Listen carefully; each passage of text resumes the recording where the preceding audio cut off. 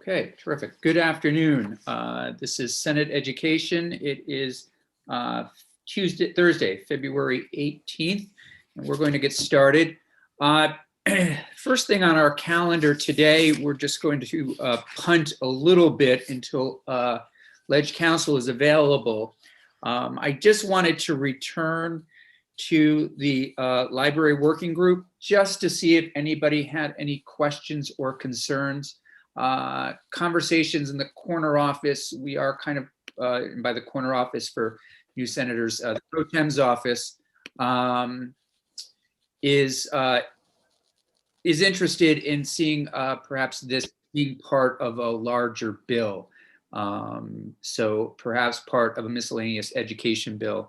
So what we'll do is we will hear from Mr. Anderson when he comes back from spending a little time in the House.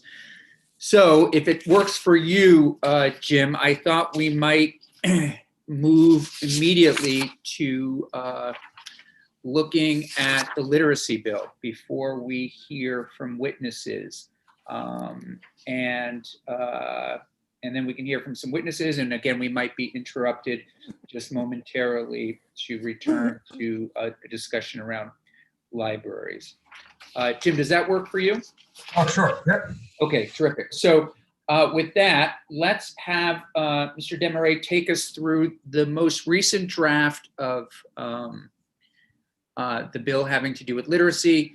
Later on, toward the end of the day, we'll also be hearing, going back to COVID-19 education needs, and that's in response to the draft letter that we have going to appropriations, hopefully tomorrow. We have somebody from the Department of Health, and we have Vermont Principals Association coming in to weigh in on our most recent draft. So with that, Jim, if you don't mind, senators, does everybody have? This is draft 3.2 of our committee bill on literacy. Correct. Yep. If someone does not have it, And everybody has access, right? Yeah, I think I'm looking around. Okay. Senator Lyons, do you have it? Did you? Yep. Okay. Great.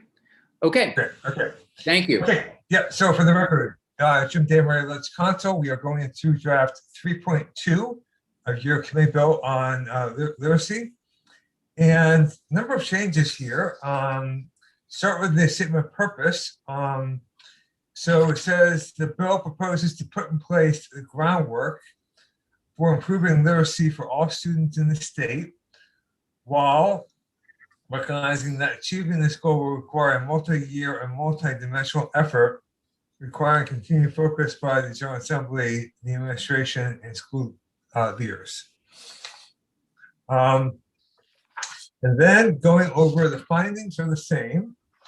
So we have a purpose section on page 2, which is the same language as I just read, but now it's part of the bill, so you won't lose that because the statement of purpose as introduced goes away when the act is enacted. So this will live with the act.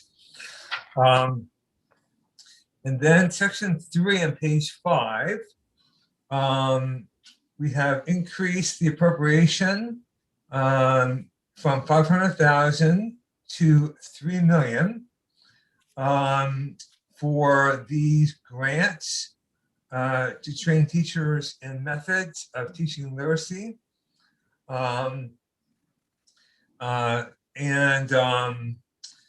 We've also expanded on the factors that the agency needs to take into account in awarding the grant money. And I made these up, but just as points that we can discuss. The following factors: the literacy assessment scores of students within the SU or SD that's defined, the number of literary instructors per enrolled students in the SU or SD, the percentage of students eligible for free or reduced price meals, which might be a proxy, and the number of students subject to exclusion or discipline for enrolled students, which may be a proxy for disengaged students who may be disengaged because of lack of literacy skills.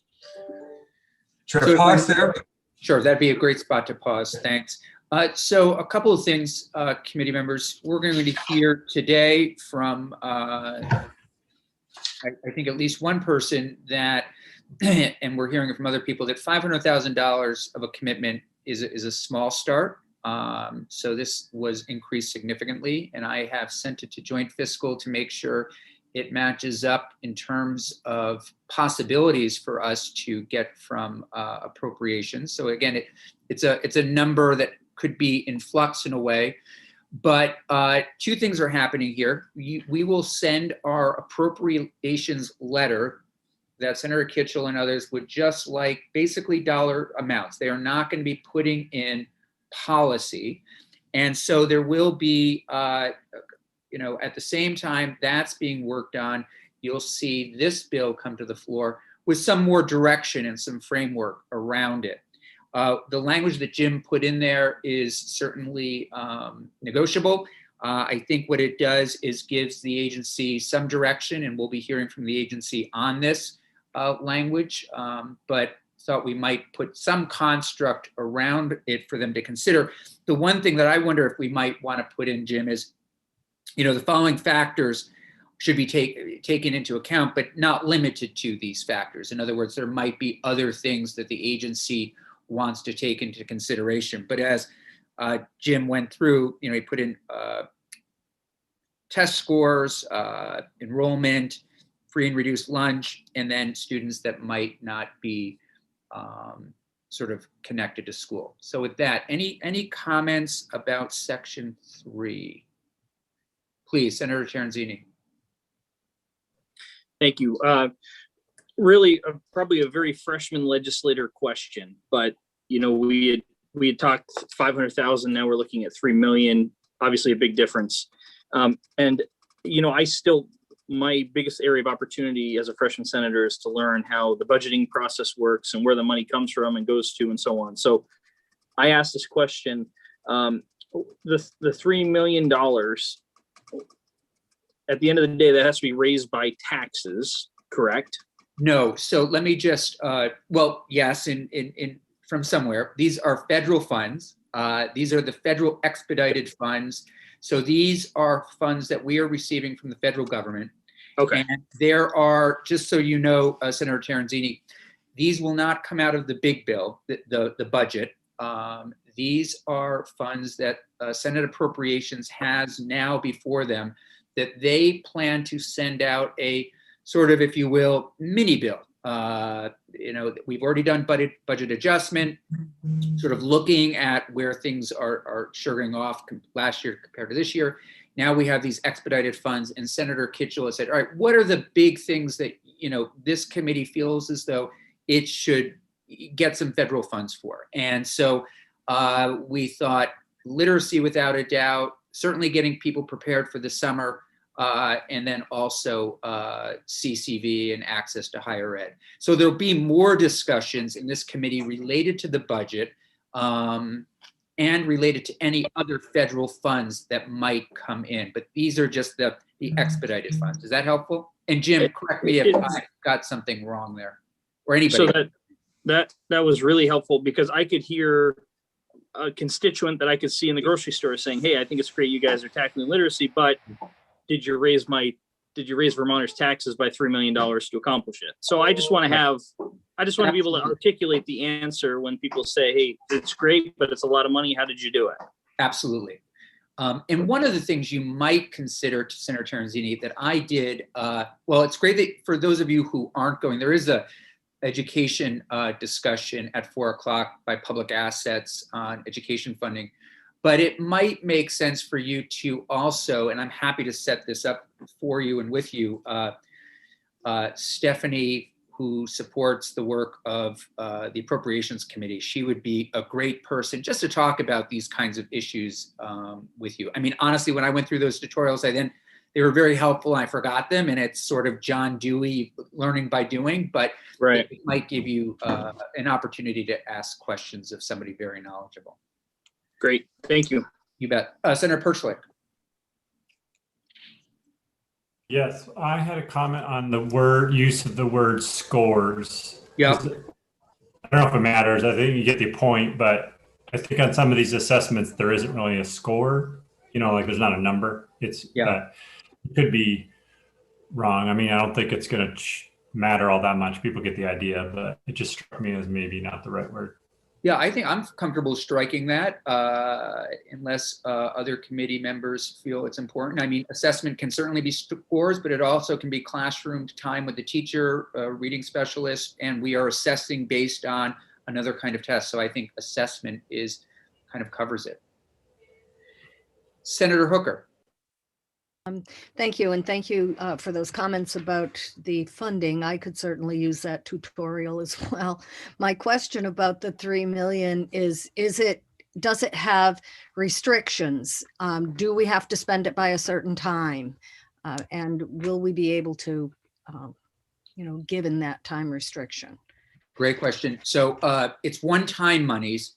So, and I'll go back to Senator Kitchell, and they will, I'm sure, weigh in on this once it gets to them, of course, and also hear testimony. But my takeaway from my meeting with appropriations is, again, one-time money it likely will need to be, it's going to be allocated right away, and whether or not it is used within a year or not, I think there's some flexibility, but I don't think people are looking for these one-time expedited funds to go beyond this year. And just a second follow-up to that, is this the 200 million, the same pot that the governor is talking about? Is this the money? That's something maybe Ledge Council knows more about. It's appropriations with me has just been talking about these are funds that they feel are going to be expedited. I'm not sure, but I can get details for you on that. Okay. And we can actually, before we sort of send it down the hallway, have somebody come in and answer some of these more technical questions. Thank you. Yep. Anything else? Okay, Jim, I'm sorry, Senator Persnick, please. Jim, can you explain one more time what you meant by that last bullet point of the students that have been expelled and how that kind of relates to literacy? Well, yeah, so the first two are obviously directly on point about literacy. The second two are proxies that, just in my mind, proxies. So 4 is if students are subject to exclusionary discipline, have a higher percentage. I'm assuming that they're disengaged from school in some way. They're not really engaging with the instruction. And I'm assuming, therefore, that might be because they can't really comprehend the instruction, which goes to literacy. So it might be a bad proxy, I'm not sure. I just put it down there as something to talk about. And did Senator Campion, did you mention a may? Because it just says it's a shall for these 4 things. You were saying they could do additional ones. Yeah, the way I had just jotted it down was, but not limited to. I mean, these are things that should be considered, but not limited to. I think there should be some flexibility there. And again, for where I'm sitting at least, I trust the agency is, of course, going to do and direct their funds in this way, but some guidance, I think appropriations and others would make things a little bit more comfortable. Okay, thank you.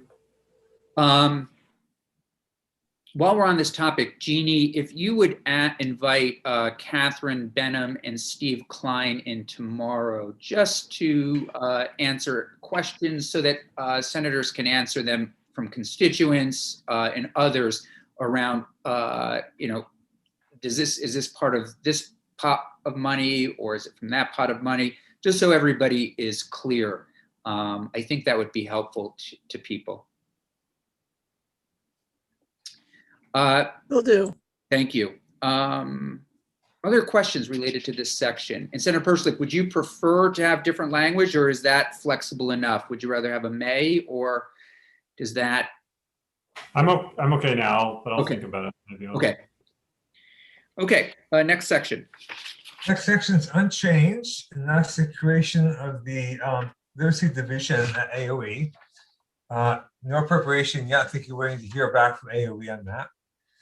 So if Section 5.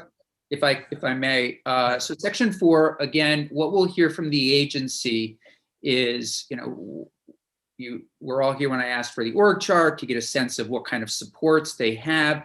Do they feel as though they have enough supports? Does the legislature want to direct them more specifically around having some kind of structure within the agency so that literacy instruction is ongoing? It's not one investment with one-time funds, and then we're asking ourselves down the road, how can we again return to, or if we find ourselves returning to the problem that we're facing right now.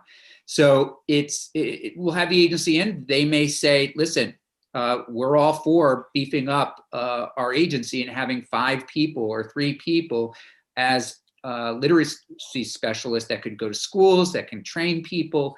I mean, that's sort of where I'm hoping we'll go if it's not happening already. They may say, hey, we're good. We don't need anything. We can just shuffle the chairs and responsibilities around.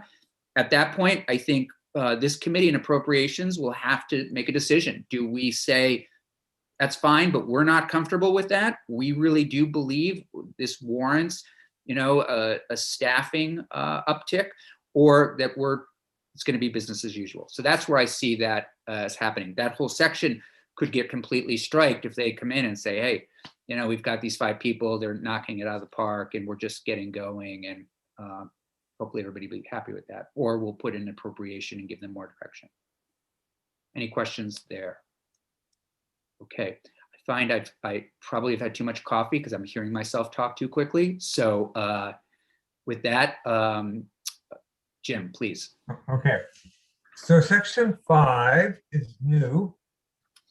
And it's around creating literacy vision. So it says on or before December 1st of this year, AOE, in collaboration with the V's, shall develop a statewide vision for literacy, including the core principles for early literacy instructional practices and a clear articulation of expectations for tier 1, 2, and 3 literacy instruction.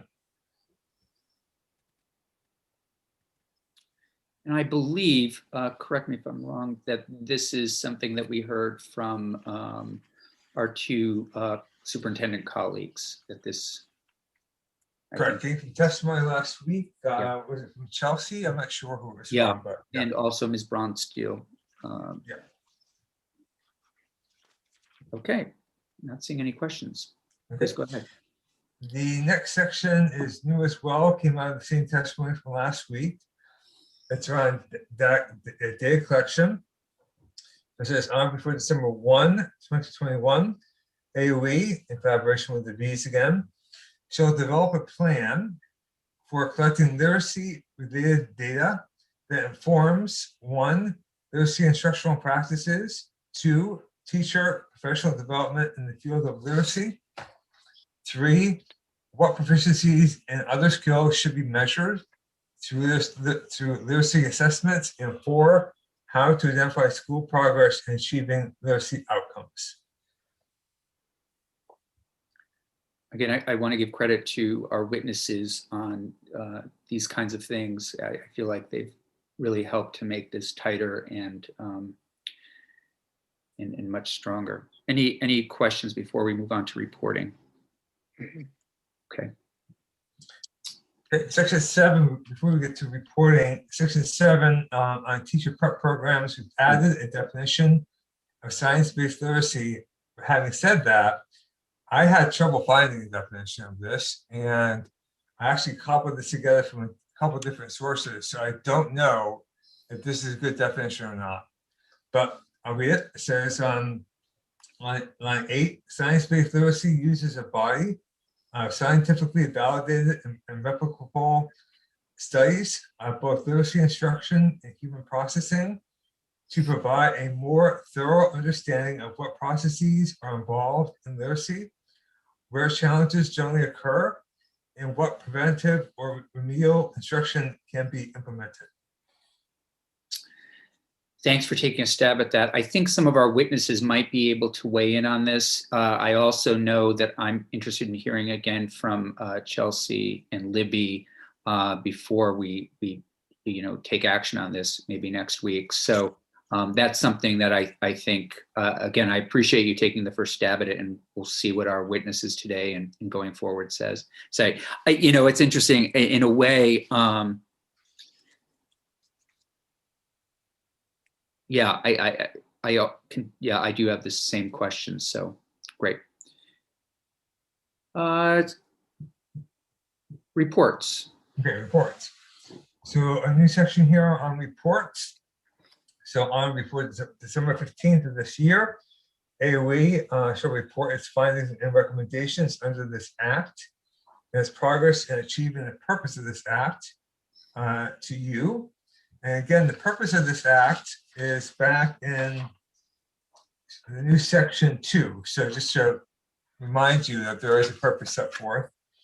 And then subsection B is a report due on each of December 15 of 2022 and 2023 from the agency on statewide progress in achieving the purpose of this act. And then the effective date is on passage. We'll have to hear from the agency on that and see if that gives them enough time, or if perhaps they'd like more time. Senator Perchlik. Well, I was going to say the purpose doesn't say anything about actually improving literacy, but maybe because the reporting is so short term, we're not expecting actual improvements in 1 or 2 years. So maybe, at first I was going to suggest we specifically say that's the purpose, but I think maybe that's the longer term goal, and this is a short term focus. So you're going, just to clarify, you're going back the original where we're talking about the groundwork for improving and not actually improving. Right. Yeah. But because the reports are about the purpose of the bill. So if this is the purpose, they could, I mean, maybe it goes without saying that the groundwork for improving means that we want it to improve, but. Yeah, no, I think you raise a really good point. I'm having another cup of coffee delivered. Sorry. So, I'm just kind of thinking out loud. I don't have. Yeah, no, I appreciate this. I mean, we could say the bill proposes, we are trying to improve literacy for all students in the state. We could simply say, instead of putting the groundwork down, I'm certainly comfortable changing that to, again, the bill proposes to improve literacy for all students in the state, while recognizing that achieving the goal will require a multi-year, multi-dimensional effort. What do others think? Senator Hooker?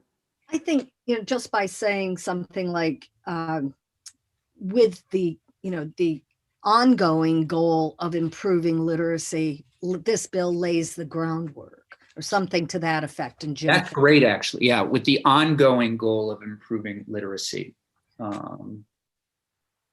Senators, that way it talks about long term, and this isn't just a one-off. Right.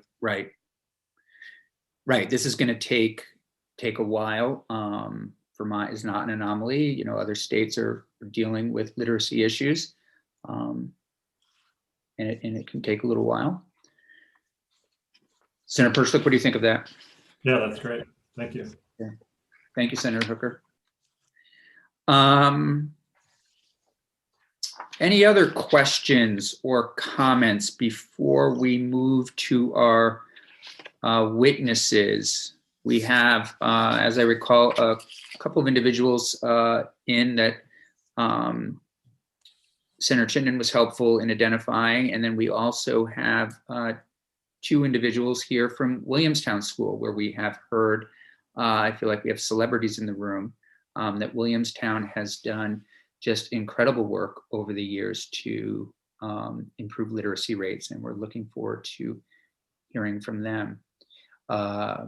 So let's continue on this theme. Mr. Anderson, it's great to see your name here with us. And if you don't mind, if you're listening, we will come back to you after we finish the conversation on literacy. And no apologies necessary for going to the House before the Senate. It's just understood. I was in the Senate, so no apologies needed, I guess. Okay, I didn't know that. All right. But if you're okay with that, we'll just do literacy for a little bit and then, okay, terrific. All right, with that, let's see. Ms. Carmoli, would you like to kick us off? If you don't mind just introducing yourself for the record, telling us a little bit about your work, and if you'd be so kind as to respond to some of the work that we've been doing. Sure. Well, thank you so much for the invitation. It came first from Senator Chittenden and from you, Senator Campion. It's a real honor to be here today. Thank you. I am Gwen Carmoli. I'm the Director of Curriculum for Colchester School District. I also serve as the president of the Champlain Valley Educator Development Center, which is the professional development, used to be called an ESA for the Northwest section of Vermont for professional learning. And I serve on the steering committee for the Vermont Curriculum Leaders Association called VICLA. So I represent sort of the curriculum perspective of this and a district perspective. I've worked in Colchester as a director of curriculum for the past 15 years and have been lucky to be in Colchester for my entire career since 1991. So I have a perspective of literacy is really critical to every single student. So I really want to thank you for the time that you're taking on this. It sounds like you're really committed to providing a bill that provides dollars and support for professional development. And I love this ongoing goal that you have, and I share it, of increasing instructional outcome, increasing literacy, and improving the literacy outcomes for our students. I have a few points that I wanted to make as I was reading through the bill. And I haven't read the most recent version. Mine left off at section 4, so there were a few new things in today that were introduced that I might comment on a little later on. And before I get into my points, I'd also like to say I'm here with Dr. Marjorie Lipson, who is the most amazing literacy specialist. She's researcher, professor emeritus at University of Vermont, author of text on how to teach literacy and how to understand reading difficulty. She's the literacy expert in the room. So I am so delighted to be here with you and with her. So thank you. My first point is that change takes time. Changing our literacy outcomes is something we've been working on across the state for quite a while. And we have had a lot of different initiatives that relate to this. We've been working on proficiencies and proficiency-based systems, multi-tiered systems of support, continuous improvement of learning, improving our social emotional outcomes, and much, much more. As you, I'm sure, know, schools are incredibly busy on any given day. And part of this work that they're working on is continuously improving outcomes for students.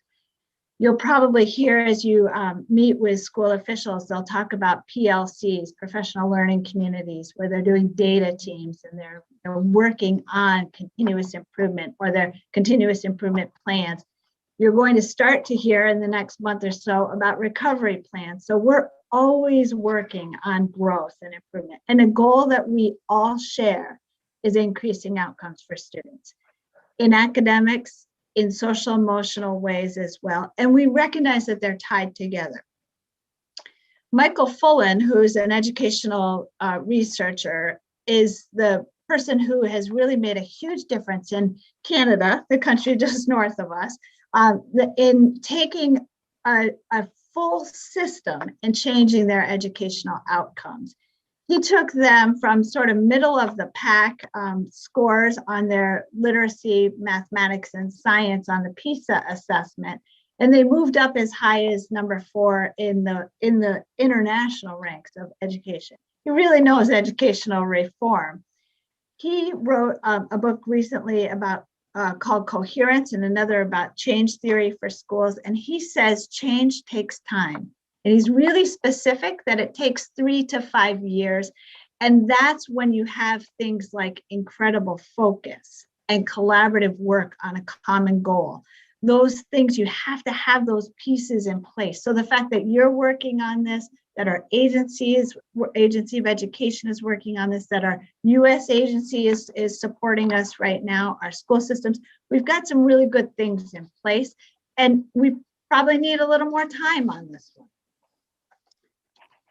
My next point is that in order for this to work, we really need to think about the broad span of literacy, broad span being from kindergarten through grade 12, and I might even say pre-K through grade 12, because we have students as young as 3 years old that we are working with across our state and have a strong commitment to that. And then through the end of high school. The goal is career or college ready. And I say career, I personally like to say career and college ready, because to me, I want students to be ready for either one and both. But our goal is to have students ready for life beyond school. Literacy is a set of skills and dispositions that starts in the earliest years and in our earliest grades and then moves through graduation. It also is more than just reading. And I say that because some of the people, sometimes we talk about literacy and what gets talked about is early literacy or early reading. And I would invite the committee to consider that it is reading, writing, speaking and listening, and our language skills. Those are all inside our state standards. And it's every grade. It's something that we have to assess. And we need to have it as a local assessment. We're required to have a local assessment plan. And we begin that in kindergarten. In my district, we do it 3 times a year. And we start with letters, letter identification, sounds, the phonemes, and then we move into phonics, we move into fluency, we move into comprehension, we assess writing, we assess speaking and listening. So we are assessing things at what we would call our benchmarks or our trimesters 3 times a year, beginning from the beginning of kindergarten through 9th grade, and then it goes into course assessments. At the statewide level, literacy is assessed on the Smarter Balanced Assessment. We call it SBAC, and that begins in the spring of grade 3 and happens annually each spring, 3rd grade through 9th grade. SBAC assesses reading, writing, and it even assesses listening skills. And they are asked to assess literary, informational, and opinion text. So students sometimes are reading those texts, sometimes they're responding to those texts, sometimes they're creating the text. So it varies what the task is, but it's always complex. And they're asked to apply analysis and interpretation of all 3 genres. When you're thinking about this bill, I'm going to ask you to think about that full array of what they're assessed on and that full array of the grades that they're assessed on, because some of the organizations that come forward that are talking about professional development are talking about a narrow slice of that or a narrow span of the years. We're assessed on the broad range of them, all of the literacy areas and all of the grades. The other thing that I would point out is that literacy instruction is really complex, and Dr. Lipson can speak to this far better than I can, that as we are talking about it from a school district point of view, I have to think about it for all students. Then I have to think about it for some students who need some intervention, and I need to think about it for some who need intensive intervention. So when we're looking at training methods or professional development on literacy instruction, it's really important that we're thinking about that universal and all for our students when I'm developing a system. Very, very important. And I need to get to that analysis, interpretation, and response to text. If I don't get to that in my training for my teachers or the instruction in the classroom, we're going to miss a lot of skills and dispositions that are being assessed in Smarter Balanced. Another thing I'd like you to consider is please align the requirements and regulations with some of the things we already have. We're incredibly busy in our districts, just as you are, and more so probably this year with COVID. So we're in scramble mode right now. We have a lot of requirements from the Every Student Succeeds Act, from education quality standards, and we've worked really hard to meet these requirements. I work in district, and then I'm connecting with curriculum colleagues all the time, and we're always working on how we can best meet these requirements and expectations. One of the ones that really stood out to me was in the draft bill, there were 2 mentions of science-based approaches, I believe. In Every Student Succeeds Act, we are asked to have evidence-based. We have to provide our evidence of evidence-based instructional programs or practices when we apply for our federal funds. Science-based would not get there. And some of the science-based programs that get mentioned or approaches that get mentioned don't show up in the evidence-based place. So I brought a little show and tell. I wanted to show you where we find our evidence. The Institute of Educational Sciences, IES, on the US Department of Education, has something called the What Works Clearinghouse, and they have programs that they have ratings of programs based on juried studies of programs or instructional practices. And then it will give a plus or a minus and detailed information about the study. They usually give a pretty thick guide. And then they have these things called practice guides. And the practice guides are really important because they're really about the instructional approaches and the efficacy levels that come out of the research that's done on these to show what works for students. I brought just a couple to mention for you, and I'll mention those at the end, but I wanted to let you know that evidence-based is really important for us. Right. There are many good things that are mentioned in in some of the programs that have the science-based, but it may not meet the threshold of evidence-based, and we have that requirement. We also have a lot of different requirements we need to meet. The Every Student Succeeds Act, Educational Quality Standards, Multi-Tiered Systems of Support, Act 77, these are the flexible pathways, Act 173, which is special education funding and multi-tiered systems of support. So as you're selecting language or as you're selecting professional development, if you could mention some of those other requirements, it helps line things up for us, and it helps us support the work that we're doing back in district and create that coherence and focus that Michael Fullen describes as so important for moving something forward. I want to give you a little example of what that looks like in Colchester and why some of these factors make a difference. In Colchester, as I mentioned, we have a local assessment plan. 3 times a year, we assess from kindergarten forward the phonemes, the phonetics, the fluency, comprehension, writing. We assess speaking and listening.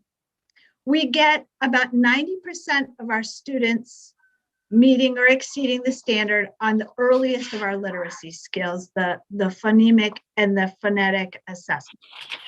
That's great. When we assess fluency, by the end of 2nd grade, we get about 80 to 85%. And it fluctuates, but I'll say, I'll set in the middle of that. I think we get about 82% of our students meeting or exceeding fluency by the end of 2nd grade. So it seems like we're really on track. And then we take SBAC, the Smarter Balanced Assessment, in the spring of grade 3. But it's assessing much deeper skills.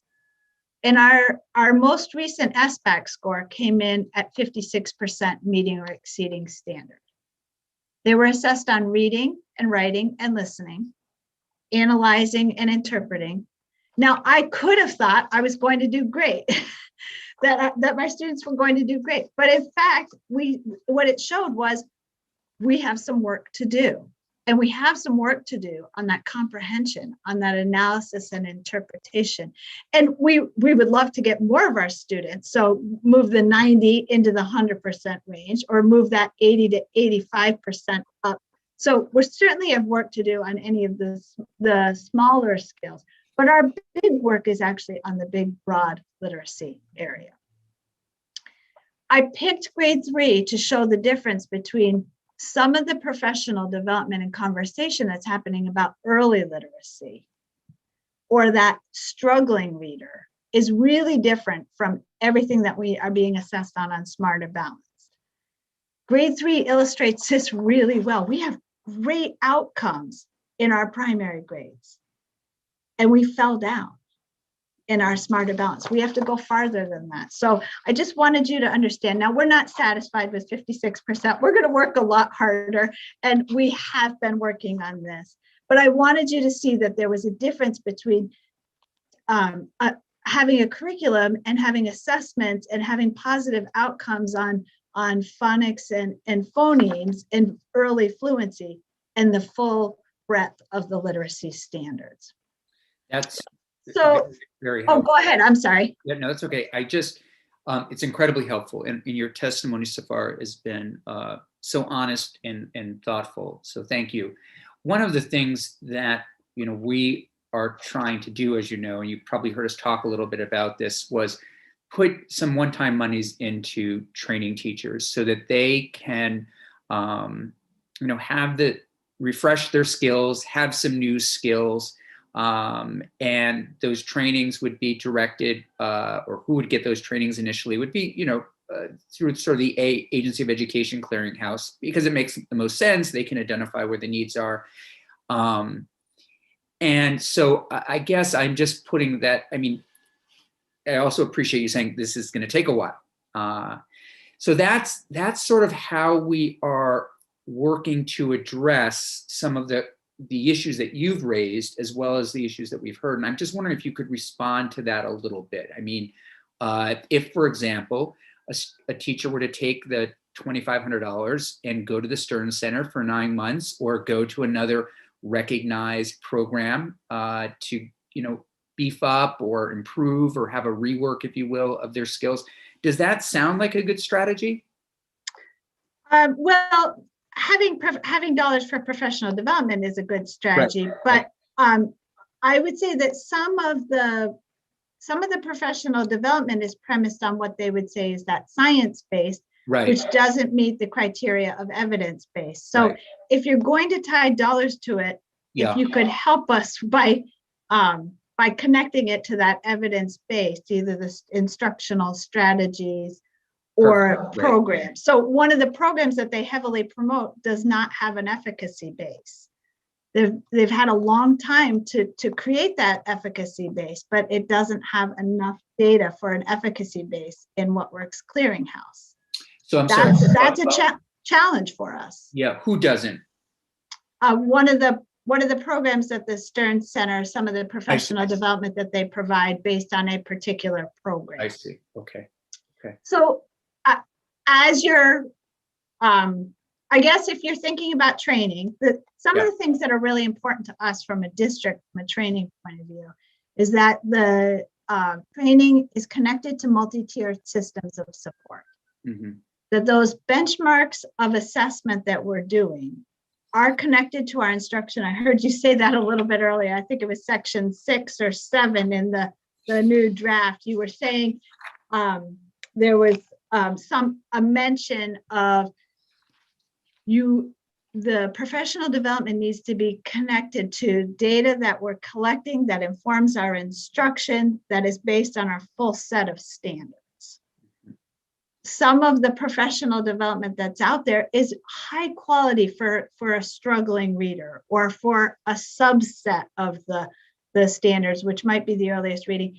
It may not fully connect to evidence-based, or it may not connect to the full breadth of literacy that we're looking for. So I think it's really important that it's mentioned that it's multi-tiered systems of support, which connects to some of our requirements, and that it's evidence-based. That's part of our federal requirement. But Dr. Lipson, I think, could answer this question a lot better.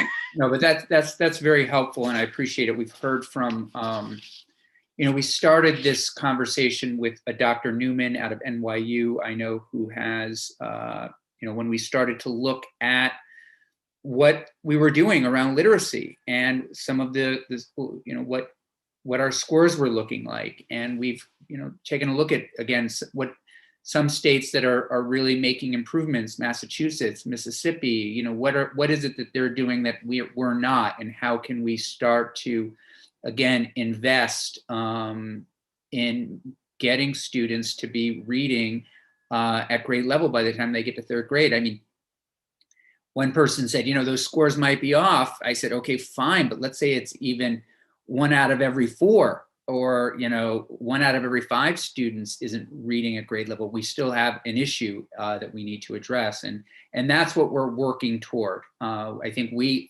also have identified and agreed with your statement that literacy is a key to the future. It can be tracked and traced to not having, reading at grade level can be traced to difficulty going forward. And so that's kind of how we are trying to be somewhat surgical, if you will, and direct. We are not, actually, I would say there are some people on this committee that are, there are teachers, there are parents that have some expertise in this area, but not nearly as much as you and your colleagues. So with that, I think I will shift, if I may, to Dr. Lipson. Dr. Lipson, thank you for being with us. Appreciate the time that you're about to give us. You've heard this conversation. We've heard also from some of your colleagues around the country when we first started looking at this issue. And I'm interested, we're all interested in your thoughts on how we can make improvements. Thank you so much. Thank you for inviting me. Do you need any background on me? Should I just skip that, or we've heard amazing things about you. Maybe I should just be quiet then. No, a little background would be great. Right. We can give you, we're trying to keep witnesses to about 20 minutes. So yeah, a little bit of background would be terrific. So my name is Marge Lipson. I'm a Emerita faculty member from UVM. My area of expertise is literacy, particularly K-6 literacy, and especially reading and reading difficulties. I've published 5 textbooks on reading difficulties and what we used to call remediation, now more likely to call intervention, and about reading generally. As well as reading beyond the primary grades. In the last 2 decades or so, I've spent most of my time and focus on those things, but in particular on working with educators and leaders here in Vermont, striving for whole school improvement in the area of literacy. I'll try to be responsive to things I hear that you've already taken up that I was not aware of. I'll weigh in a little bit, and I apologize if I make a comment about something you've already abandoned or don't think as important. Before I was an academic, I was a classroom teacher, and there is no year in my career where I wasn't involved with school-based efforts. So it's important to me. I became an academic because I wanted to make a difference. So thank you, because I know each of you share that concern and want to make a difference.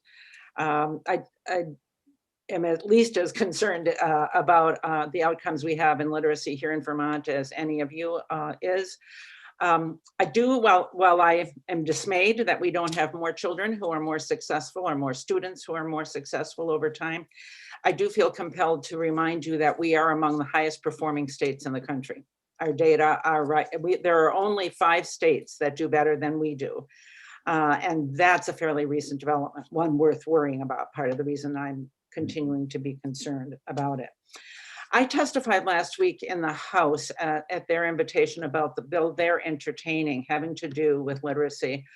While I know there are significant differences between what you're proposing and what they are, my understanding is you are both focused on the issues of the 2018 Acts and Act 173, the recommendations regarding that. because of that, and because my testimony with them was substantial, I'm wondering if I can ask for your permission to enter my testimony from last week into your files so that I don't have to repeat it today and can focus on what you are entertaining. Sure, absolutely. And just for you, so you know, I know the House is, we know the House is doing something. I think it's quite different. I don't know if they're looking to, last I spoke with the chair, I don't think they're moving in the direction we are, or they're waiting for us to take this step in terms of appropriating dollars for teacher training.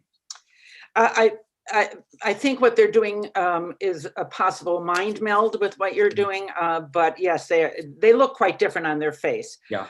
Whether they have to be, I think, is an issue you will all, be able to resolve. The other reason I want to enter that testimony is it contains as well a very extensive, ridiculously long list of research having to do with the topics you're considering.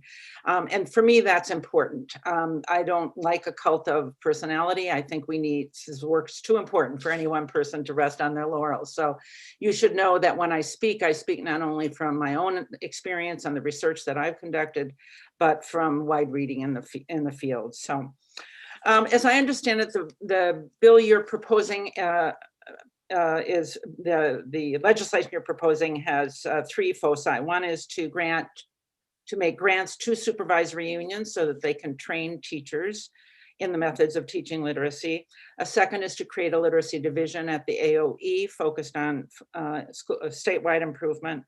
And the third is requiring the agency to investigate teacher preparation programs around the state to ensure that they use science-based literacy materials and programs. So I want to talk about each of those 3 points, and then I'm going to tell you what I'd really love to have happen. So the first thing is that in my previous testimony in the agency, in the House, the one part that it is relevant to your very first point, though it may not look like it, is that I would be very dismayed if we focused on training teachers. Even the language is a little worrying to me, but training teachers in the absence of any consideration of the systemic supports in place for them to be successful. For too long, we have imagined that teachers can fix this problem and that the problem rests on the shoulders of teachers alone. Certainly, I spent my whole career trying to improve teacher expertise. There is no single thing that's more important. The problem is our systems can undermine teacher expertise, and they do it all the time.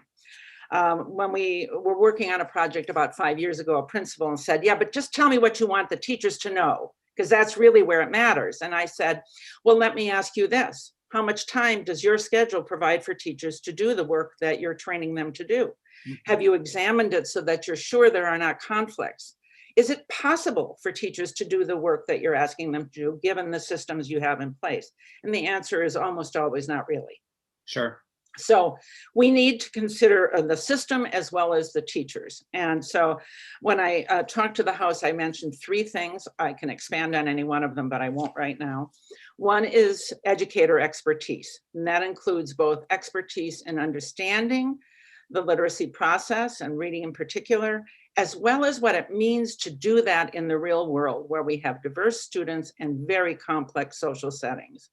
None of which are really similar to each other. Gwen is the shepherd for one of the more remarkable and comprehensive systems supporting teachers in the state. But I know very well that there are schools and districts out there who have a very thin layer of support for teachers and whose students are in classrooms quite different than the ones that are in Colchester. So teacher expertise is important. The effective systems that include creating assessment systems that are informative, as well as collecting assessment data that people know how to analyze and make use of. We admire our data more than we use it right now, sometimes because it's not particularly useful, but sometimes because people don't really know how to do that. The third issue I raised was the concern I have over sustainability. We have a dramatically serious problem in the state of Vermont sustaining the good work we start. When you look at my testimony from last week, you'll find an extensive example where the district did remarkable things over a 3-year period, truly remarkable things over a 3-year period. And by the year 5 after we left that district, their data looked quite a lot like they did before we'd ever entered it. Why? Because superintendents left, principals left, literacy experts left, teachers left. So we have to think very hard about how we sustain the work. And I'm really sensitive to the issue that I think Senator Terrazini, perhaps it was you, was asking when I entered, which is the return on our investment. It does very little for us to spend a lot of money and then have the good results evaporate on us. So, and if I could just respond to what you said, all right? Just, yeah, I appreciate what you said around the other issues. And for us, as you know, I mean, we can do certain things in this committee. There are certain things we can't do in this committee. You know, yeah, in some ways you could say we could legislate anything, but right now we are looking at making a funding investment to train teachers. We are not in the position right now to work on schedules, to work on those kinds of things. I'm not saying they can't happen, but I just want to be, you know, honest with you. I think between some of the testimony we've heard and appropriations has now taken, there's a problem. I mean, there is a big problem in this state, whether we're the best in the country or not. Just reflects perhaps on the rest of the country. And so I agree. What we have right now is the ability with one-time funding to try to make a difference. And so that's what I really would love for you to, if you could, just focus on, almost forget what the House is doing, only because we don't know what the House is doing. And just tell us, you know, if we were to make this appropriation, would it in a way, and we're able to sustain it, the work through the Agency of Education and building the supports, would we be able to make a difference? And we're hearing from, after this, the 2 faculty members from Williamstown that seem to have made some progress in this regard. So, and I just say all this in terms of, I just want to be clear what we can do and what we can't do, and what the possibilities, if you would, we have right now, because, you know, some ways, Doctor, we may not see these kinds of federal funds again. And there are one-time funds. So I want to sort of dwell in the world of possibilities and try to make some headway. I completely appreciate that. And I'm going to come back to that just in a minute, because I am forced to say to you that if you only invest in teachers, you will be disappointed. 5 years from now, I wish I could say it was different.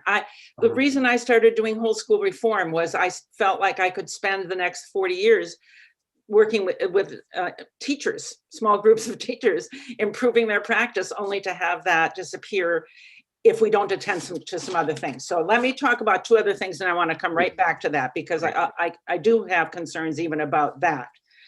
The second thing I want to say, I know that you're proposing a new division at the agency. I'll leave it to them to decide.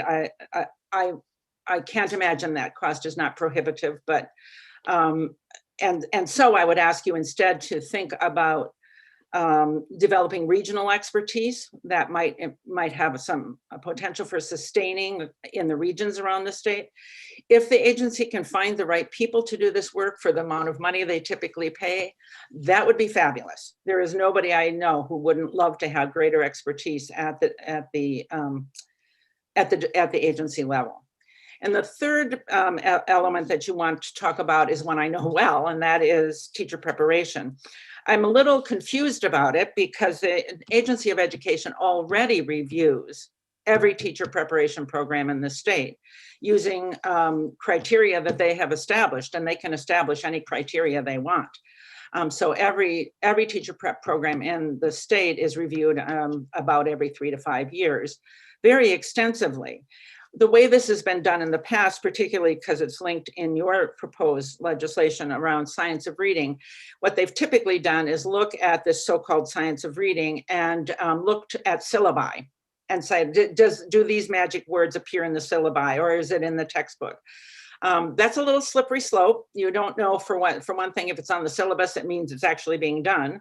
But importantly, if it isn't on the syllabus, doesn't mean it is not being done. So the agency has, I think, rightly looked at outcomes rather than inputs. They have used a results-oriented approval process to accredit institutions that is looking at the students who graduate and determining that they know this information.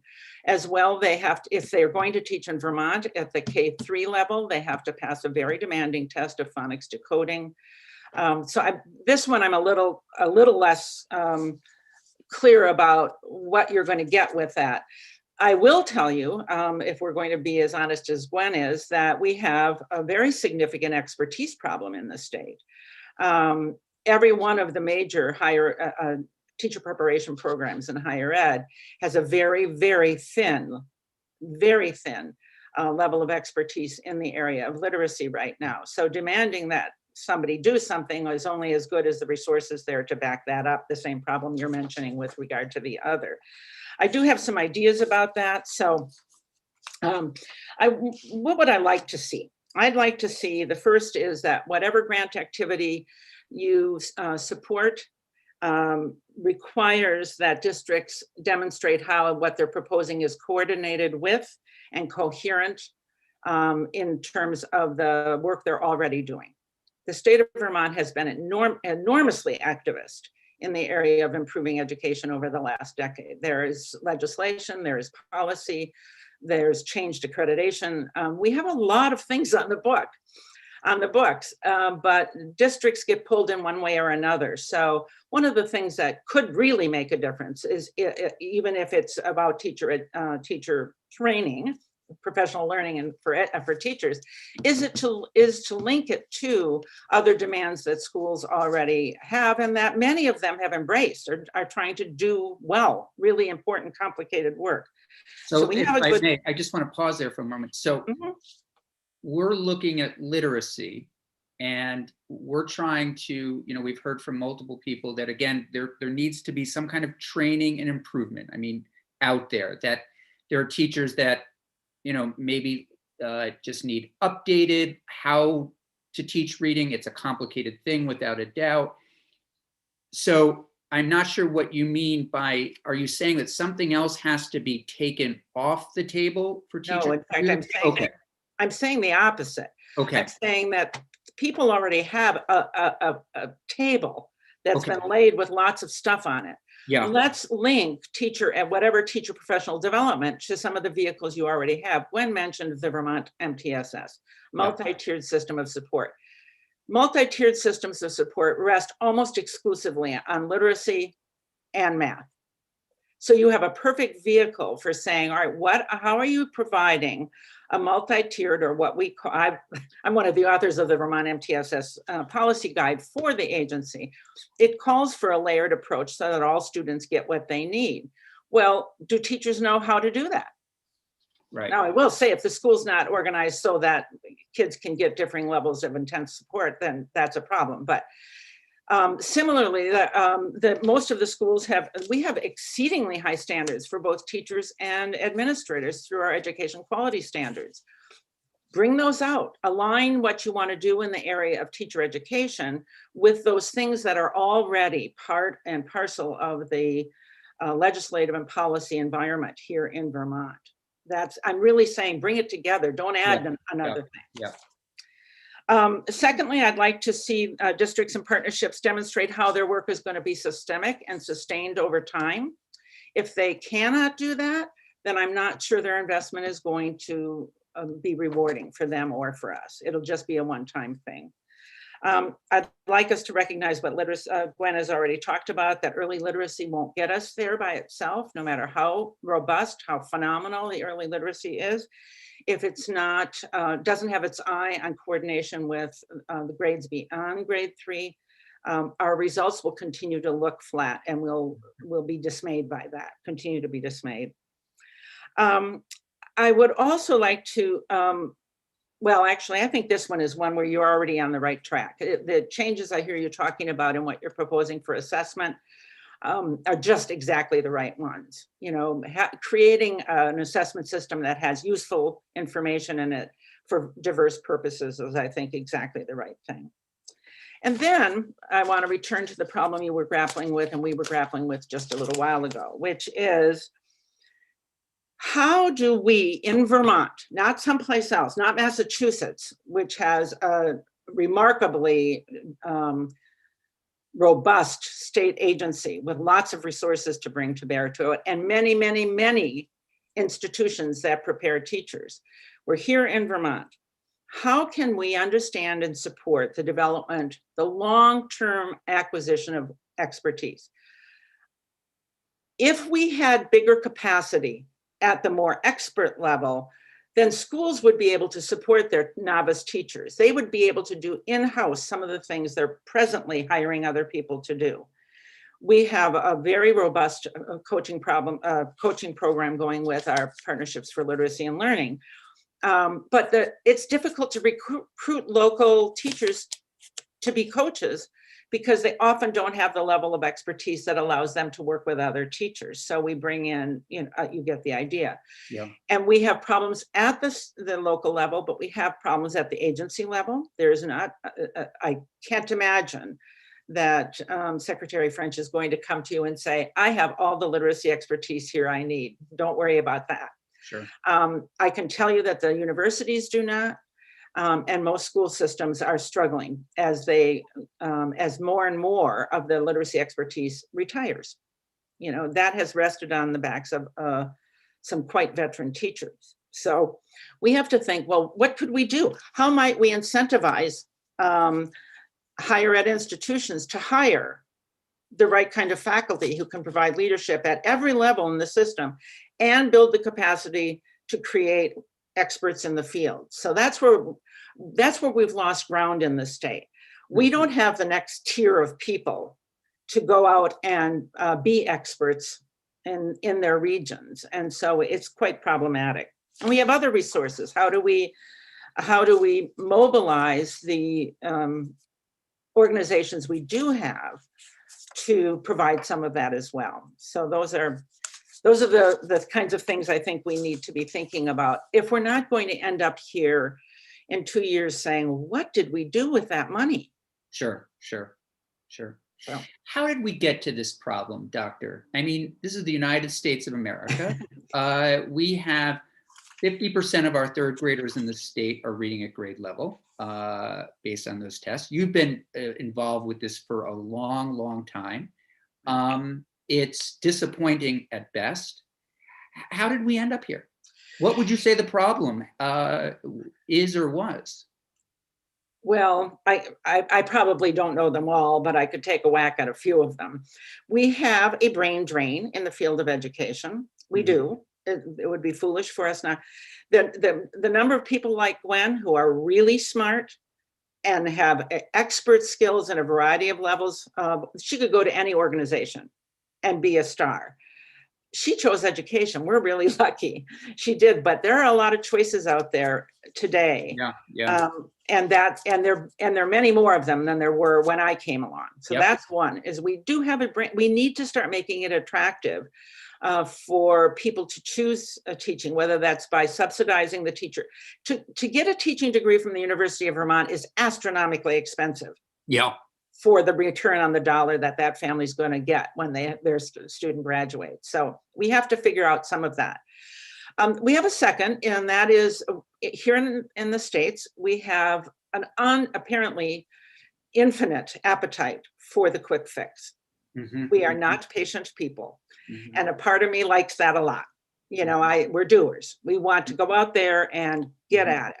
Mm-hmm. But if you grab the first apple along the road and you don't see that there's an orchard, if you just walked a little bit further, then you got problems. And we have been doing that for an awfully long time. The amount, really, when I think of some of the money that's been thrown at the problems for how little. Now, I will also say we know a lot more. When I graduated, I'm ancient, but when I graduated, we really knew hardly anything at all about how reading takes place, what the neuroscience of it is, much less how you might acquire that ability. We know that. We know that now very well now. We know less about how to make it happen when you have complicated social environments. We also have a more diverse country than most.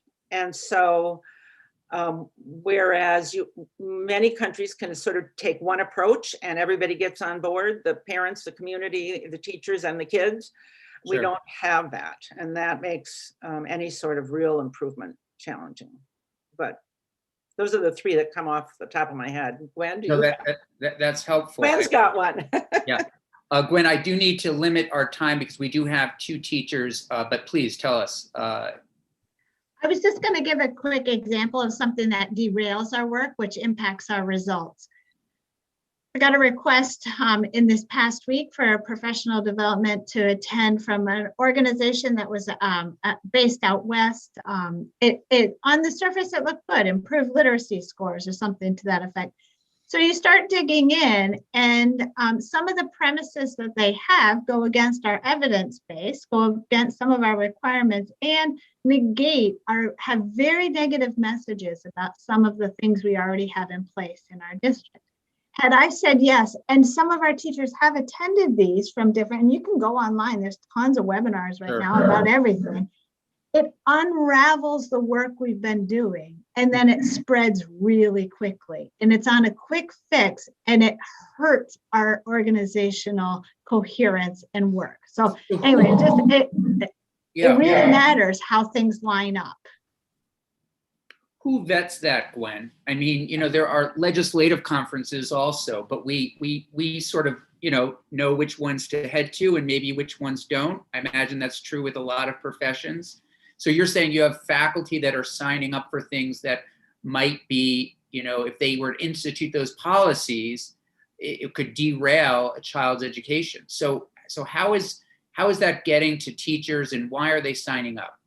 It shows up in your inbox in the email. But to Dr. Lipson's idea, if you had to, as you were applying for your professional development, or if I were applying for this grant that you're going to perhaps have available for us, if I had to connect that to a coherent plan for us in our systemic progress forward, that would make a difference in what type of broad professional development we would work toward. So, and then just to piggyback, so for example, if you were to fund teacher professional learning rather than training, the worst thing you could possibly do is simply make a menu and say, sign up for one of these, you'll be good. Because it would automatically undermine whatever coherence and coordination you were likely to get at. Right, that's out of our hands. I mean, what we would do is direct the agency to use these dollars to get those dollars out to the schools and the individuals that need them the most. So it's out of the, once we would appropriate the funds, I mean, we're trying to give some guidance in terms of who best to get it to, but the agency would do that. Senator Hooker. Thank you. Thank you, Dr. Lipson and Gwen. It sounds to me as if, we've already begun doing this. We're working on this literacy issue, and we've been working on it, and whatever we do needs to connect with it. My question is, can we get an historical perspective on, Senator Campion said, how did we get here at 50% of our kids who are reading below level or are achieving the level? What was it like 25, 30 years ago? Have things fallen off dramatically? Are we at the same level? Are we looking to move up from a level that we've been at for a long time? I mean, this is something that obviously we're not going to be able to but that is a fabulous question. That particular question is fabulous because we are more ambitious today too. We shouldn't beat ourselves without acknowledging by most people's measures, even our what look to be very thin results at the end of third grade, most people who can figure out how to create comparisons suggest that more students are performing better today than did 45 years ago. It's just that we ask more. Our students need to learn more, and more of them need to learn it. If you didn't do well when I was coming through high school, you simply dropped out and you got a pretty good job at one of the available surrounding businesses and could raise a family. And you cannot do that today. We expect all students to accomplish at a relatively high standard. So when Gwen talks about the demands of the SBAC, that's not exaggeration. These are demanding assessments that never before were given to children at this age, ever. This is relatively new, the last 20 years. And I celebrate it. I want us to do as well as we can do. But we shouldn't imagine that once everybody did great and now we don't. That's a different question. Senator Lyons, final question. Oh, okay, good. You know, as you're talking through all of this and saying how we've improved over this last several decades, I question whether and how our new technologies inform literacy. And obviously, when we're talking about new literacy programs, some of those could be electronic.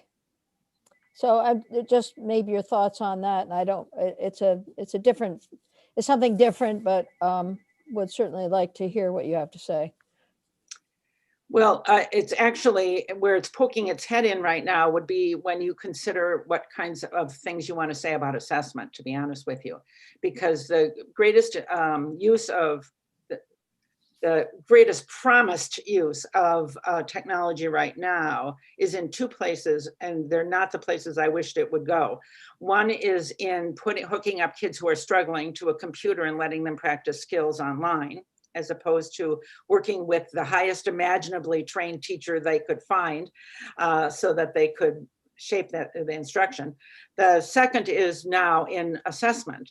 And I just heard a sad story the other day about a school district in Vermont that is using a computer-based assessment that actually has some great promise. The kids sit in front of the screen and they read out loud, and the computer captures that oral reading.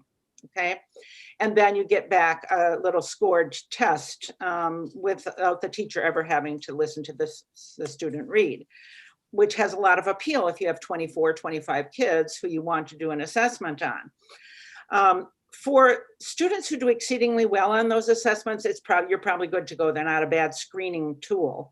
But when I first looked at it, I listened to it, they had very young children reading on the demo. And I have a grandson who happens to have a fairly significant speech glitch. And I thought, there's no way in heck they would ever be able to get an accurate reading from my grandson, because he sounds so bad, even though what he's saying is not a reading problem, it's a speech problem. But this particular teacher was saying that she has a child who's reading at about 5th grade level in 4th grade. And the score that came back from this particular program was 2nd grade. And it happens that this is a second language speaker. So don't you suppose that the computer picked up the same difficulties in a second language speaker that my grandsons might? In other words, whatever we do, we just have to be very thoughtful about it and recognize both what it can get us and where we need to be careful. Right. I need to end it there. This has been very helpful. I would encourage the two of you to stay on if possible. But I do want to, Ms. White, I see you're there, and I know you have been waiting patiently. I think there you are. You're both there. Terrific. So I am going to have to leave. I'm sorry. I have a well, we can always loop back to you. Thank you, Doctor. So Ms. White and Ms. Flynn, we've heard from multiple sources that your school has done some really remarkable things around literacy, improving literacy. You've heard some of this conversation. We are looking to make an investment to make some improvements in this area. And we'd love to hear how you've done it, and some of your thoughts on how we could help other schools do what the two of you have done. And I recognize that, again, you're taking the time out of your day to do this, so thank you. Well, thank you. We appreciate the opportunity to talk about what we've done. My name is Kathleen Flynn. I am a kindergarten teacher here at Williamstown Elementary School. This is my 14th year here. I have 21 years of experience teaching preschool, kindergarten, and 1st grade. I'm going to let my colleague introduce herself. So you're catching us at dismissal time. You might hear kids or bells. So sorry about that. No problem. But my name is Teresa White, and I'm a third, fourth, and fifth grade science teacher here, and also a reading interventionist with younger students. And this is my 14th year teaching. You want me to go first? Yeah. So Kathleen and I prepared some remarks. A lot of them are about our systems here, which have been crucial to the gains that we've made and what we can provide students. But I heard that you said you were maybe not interested in hearing so much about that. So I just wanted to check in and see kind of exactly what information we can provide to you. Oh, no. I think for us, the school sounds like it's done incredible things, and it's been you've been mentioned by multiple witnesses, and so what we're trying to find out is what kinds of things have you done that allowed you to make the improvements in literacy that you've made. We have the possibility here of making a one-time investment. A couple of things. We can do a one-time investment. We have some federal funds that we are looking to make some improvements in literacy. And so one of the options would be to take these dollars, direct them to the Agency of Education and say, hey, let's get our teachers trained in the most updated ways around how to teach literacy. And some of those dollars could go to Stern, some of those dollars could go to other identified programs. It wouldn't be a free-for-all out there where you could just sort of jump online and get money and perhaps do what Ms. Carmoli was raising, in making a bigger problem. So that's what we're talking about. And we're also talking about a more long-term sustainable program through the Agency of Education, basically saying to them, listen, this one-time investment's one thing. It could get several hundred, maybe even 1,000 teachers up to date, if you will, around training literacy. We've heard a lot of good testimony around that, support for that. And so now we're asking you guys sort of like, what is it that you did? Because it sounds like you're having success. Great. Well, does that help? That does. We're just going to go with our prepared remarks. Absolutely, because I'm sure whatever you're going to say, we're going to learn from you guys. So whatever works. Wonderful. Great.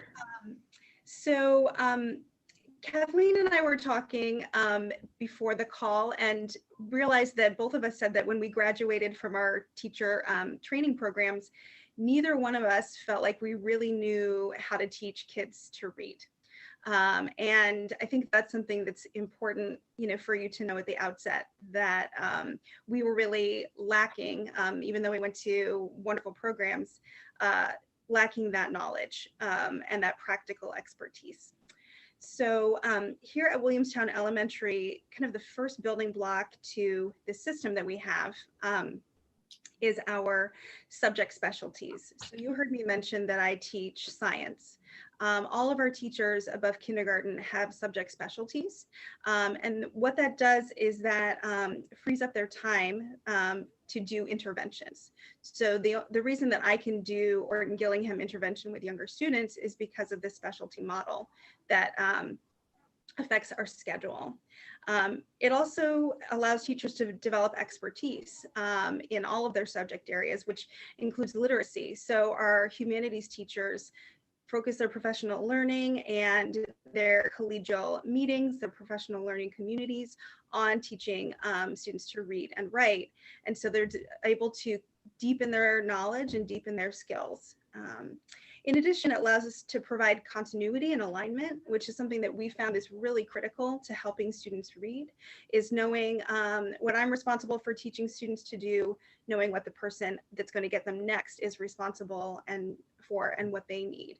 And so the subject specialty model has been really crucial to that. Following on that is professional learning. We have some thoughts about what that could be like. Our initial training was very intensive. not just a workshop 1 day or 2 days, very intensive training. And we received training in evidence-based methodology. Okay, so evidence-based. And where was that training, Ms. White? Both of us received training from the Stern Center. The Stern. Yes. And again, it was, as you mentioned, evidence-based training. Okay, thank you. Absolutely. Yeah, there's a tremendous amount of evidence that talks about multisensory reading education and how effective that is for all students, but especially for students who are struggling readers. And I'm certainly not as well-versed as your other guests in talking about that, but I would encourage you to maybe find out more about how effective that is. That's incredibly helpful to us because, as you probably heard, we've been grappling with the terminology as lay people in this area, and so that's extremely helpful. You reconfirming that. Wonderful. So our initial training was intensive and in evidence-based methodologies. In addition, we had practicum support. So in my case, I took a week-and-a-half long graduate course, and then the following school year, I taught my lessons, and I had supervision and observation from a fellow, which was amazingly helpful as I refined my practice and learned from my mistakes. In addition, it helps that all of the teachers in our school were trained in the same methodology. We have a common language, our students have a common language, and we have similar goals and outcomes. We also have ongoing collaboration amongst teachers in various subject areas, and we can calibrate our work. So I heard testimony about that, kind of hard edge at 3rd grade, where some things change in terms of literacy achievement, and we're really working to have a continuous system and expectations through all of our grade levels. And that leads us to our multi-tiered system of supports, which I know that a few of your guests have mentioned. And that's really how we make sure every kid is getting what they need. So we have universal instruction in all of our classrooms that is evidence-based, it's rigorous, and it's consistent. If students aren't able to meet our goals for them with that universal instruction, then we're able to give them more targeted intervention. And that's the service that I provide to our students. It's provided by teacher interventionists who have a high level of training. And that helps many students kind of get back on track or gives them a boost they need so that they can then continue to receive what they need from the universal instruction at the classroom level. Some students have more intensive needs. These may be students on IEPs or with reading disabilities, and their needs are addressed through very intensive interventions with our special educators. So Kathleen and I wanted to make sure that you understood that range of levels of instruction and support is what we feel is a really important part of helping our students succeed here.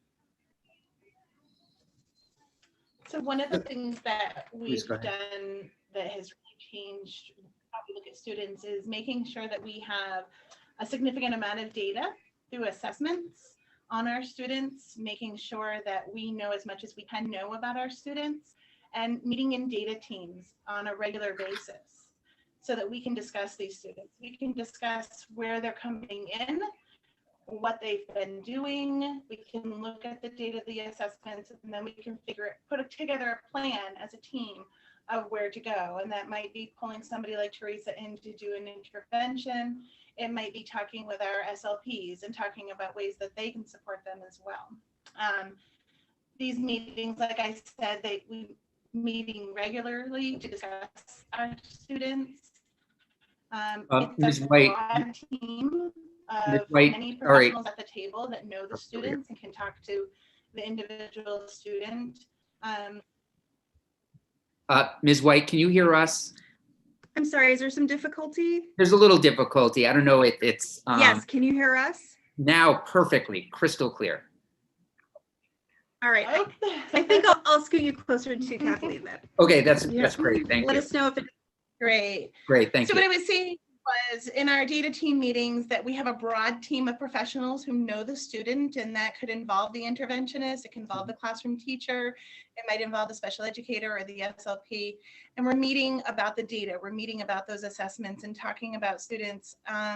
It's very goal oriented. We have documents that we use to fill out on students so we can track their progress. We can talk about, like I said, where they come in, what's working, what's not working, what we need to do differently. We need to revisit for next steps. Our students have what we call targeted plans, so that as a student moves, they can move in and out of intervention. And as they move into different grades, we have documents on where they were at and what their needs were. But, you know, our focus is on student support and how to take care of every individual's needs. But I have to say that part of that, as I hear everybody talking, literacy based, but also it's our community, the systems that we have in place developing our community, our PBIS system of supports and acknowledgement around behaviors. That's a huge piece. Our responsive classroom, every educator in our building has been trained with that. We actually have a social emotional curriculum that we've put together to support students. And I think that that has created a safe family atmosphere for our students where they feel safe to learn. They are supported, they feel belonging, everyone can succeed. Students know what they're not good at.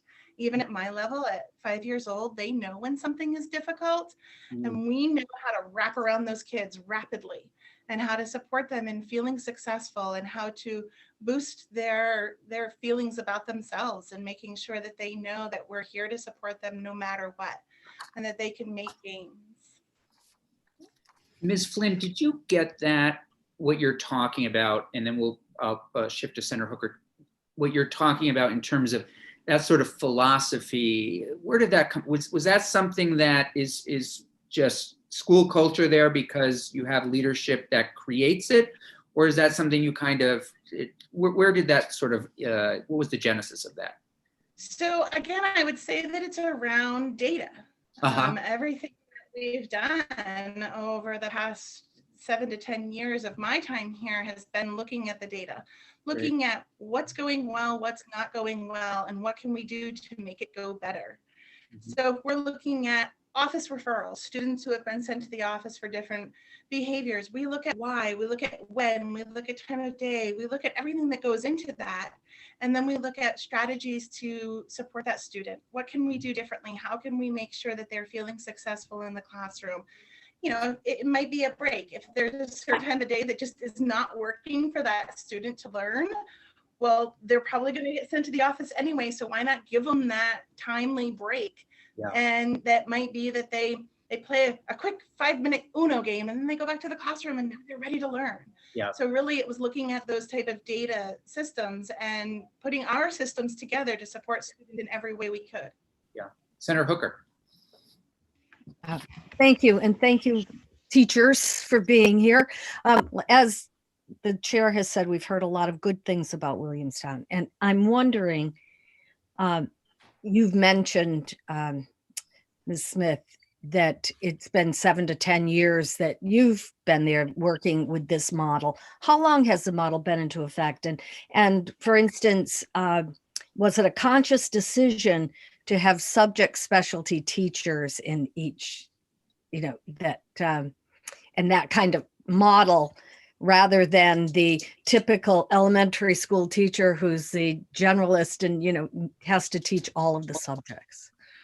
It absolutely was a conscious decision. I was a part of the teams that were looking at the data around our student performance, and it was clear that we needed to make significant changes based on that data, and looking at what changes we could make immediately, and kind of interviewing the staff and knowing, you know, I feel really strong in math, I feel really strong in literacy, and it just kind of came to, how can we make people who feel strong in those things, provide them with more professional development to feel even stronger in those things, but also put systems in place where we can use what they feel strong with to not just support their grade level, but to become interventionists and support every student. It was an extremely conscious decision. And a lot of players at the table with a lot of people having input. Okay, and how long has this been in effect? If you were part of it, then It's been there for at least how many believe years? This is our 8th year. 8th year. Okay. We talked about the need for time, and this just moves us in And that I- direction. Certainly. Yeah, and I will say realize that it. we didn't start to see significant changes with the data with this until probably year 3 or 4. I think it takes a few years to get things going, and to really have these conscious conversations around the need to support teachers in their professional development and students in their needs as well. And did that whole philosophy of community develop along with this? Was it there to begin with? Did you have the support of parents and the community around you? Or was this something that you think has developed because you've gone to this system? I think it's a mixture. I fully believe it's a mixture. I think that we've always had a strong community using what was already in existence. When I said the Blue Devil Way, well, the Blue Devils, that was a mascot at the high school, so we adopted it. That's what's strong in the community. So using that terminology pulled parents into a friendly wording, something that they graduated with. They knew that term. And then we used that to build on, okay, now what does the Blue Devil Way mean? You'll hear almost every teacher here saying, that's the Blue Devil Way, or we have an acknowledgement system where we say, great job being a Blue Devil. So we're using that terminology that's familiar with parents that they can also use at home. They can say, hey, I was a Blue Devil, and now you're being an awesome Blue Devil too. But we pulled systems into that to support what was familiar for families with our PBIS system and creating a strong acknowledgement system for students around positive behaviors as well. Not just responding to negative behaviors, but acknowledging positive behaviors as well. Thank you. The two of you are doing such great work and creating such an incredible educational culture. So thank you for that. And it is quite interesting that, as you said, you left your training, undergraduate program, didn't really feel equipped to teach reading. And, we've talked about this in committee, and, it sounds, we've heard, I'd say most of our committee has heard, or most of our testimony has said, yes, let's make this kind of investment. Let's give people options. Let's direct it through the Agency of Education. We've also heard most people have said, in general, it's going to take time. It's going to be something that one investment, you could, get a teacher, who might be working in a school after a program that leaves after 5 years because he or she meets somebody in another state and they leave or they retire or something happens. And that kind of goes back to the agency also kind of getting beefed up and making certain that they feel equipped to continue these investments and continue the work and kind of follow models similar to yours that the two of you have been involved in. Other questions? It's so much. Yes, please, Senator Lyons.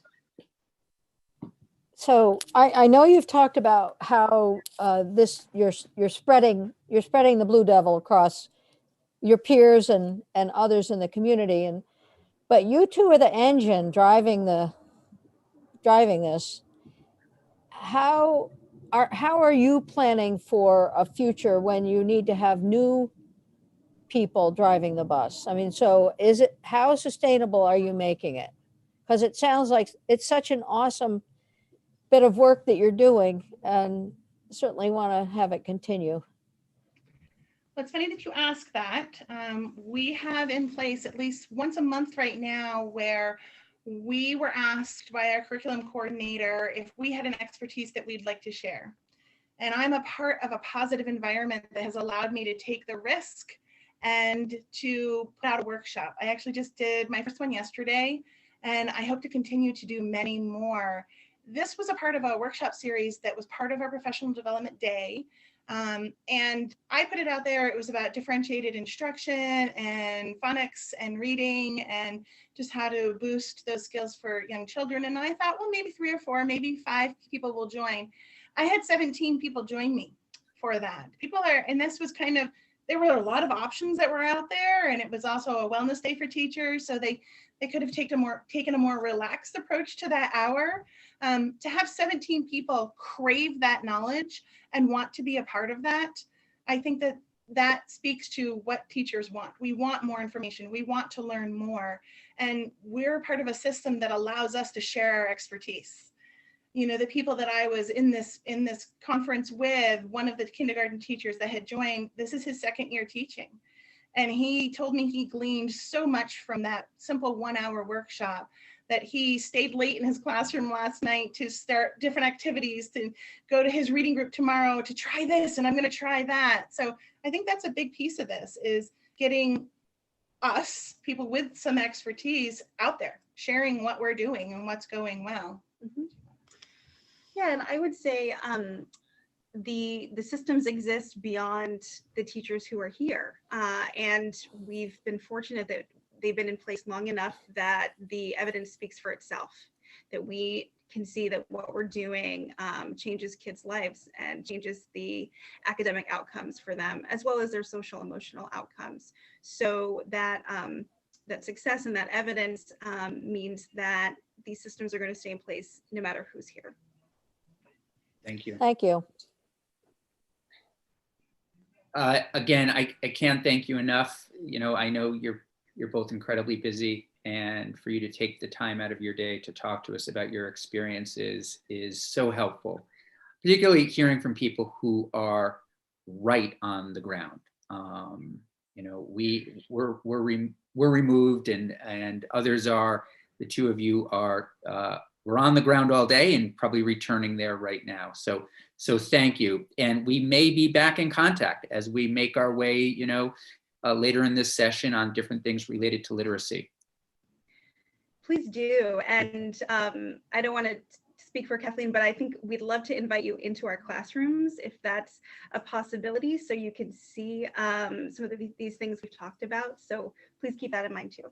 We would like that very much. Many people come and observe me for different things that I do well. I would love to have you come, and my kindergartners would think it was a treat.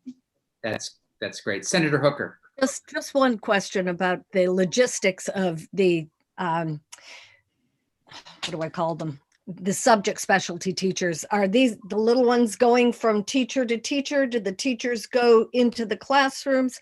I mean, I'm picturing these little ones looking like high school kids going from class to class. So starting in first grade, students move from classroom to classroom. Their grade level rooms are nearby to each other, but in my experience, it's wonderful. The kids get a little movement break, they get a new setting, they get a new adult to interact with, and I think it's a real positive for them. It's not overwhelming even for the youngest students. Great. Thanks. Okay. Thank you both. Have a great afternoon, and stay in touch. Sounds good. Thank you. Great. Committee, I apologize, we went long. Let's take a break until 3:30, and we return with Mr. Englander and Mr. Nichols to continue to pull apart our letter